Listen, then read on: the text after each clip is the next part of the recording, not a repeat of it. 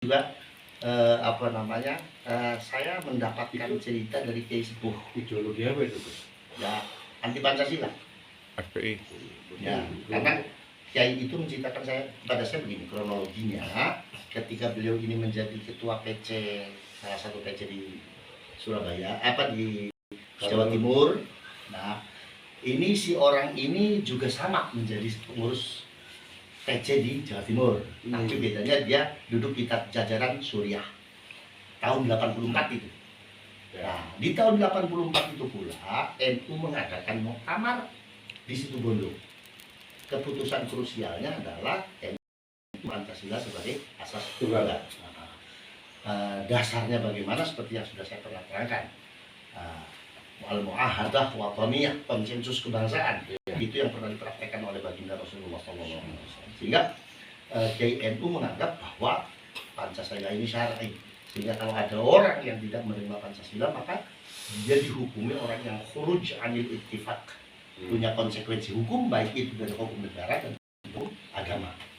Nah, dia ketika mengatakan menerima Pancasila sebagai asas negara, dia ini langsung menulis surat dan menyatakan mufaroqah dengan NU karena NU menerima Pancasila sebagai asas tunggal. Dan di hari ini dia menjadi petinggi NU. Itu. Ya, saya dulunya saja saya kasih tahu orang yang sering memuji FPI, yang padahal FPI sini dibubarkan kan antara lain karena itu.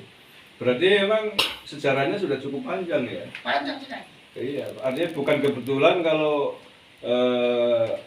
dia itu pernah mengatakan mendukung FPI, tapi sebelumnya sudah ada sikap. Memang sudah ada.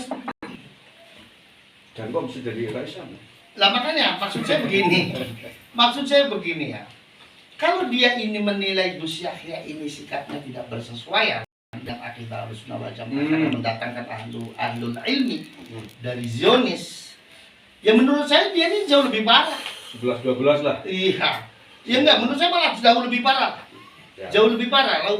Dia sudah tidak lagi dibahasakan sebagai tidak bersesuaian ideologinya dengan NU. Dia sudah mengingkari.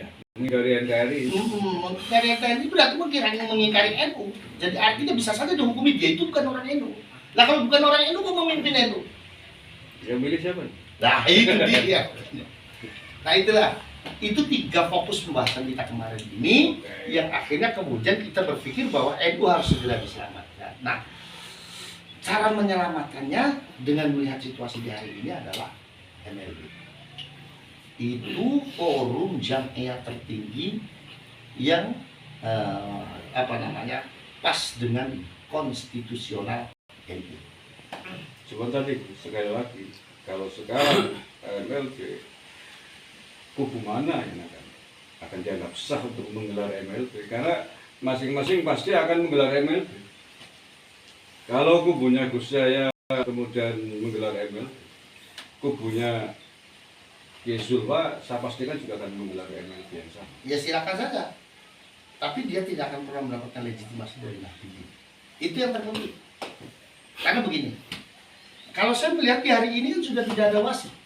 Sebenarnya semuanya sudah jadi pemain. Wasitnya siapa? Ya Nahdliyin itu. Ya Nahdliyin. Nah makanya kan di dalam bagaimana pernyataan sikapnya kan mengambil langkah-langkah darurat untuk membentuk PBNU tadi. Nah yang dimaksud dengan membentuk PBNU tadi. Kita anggap bahwa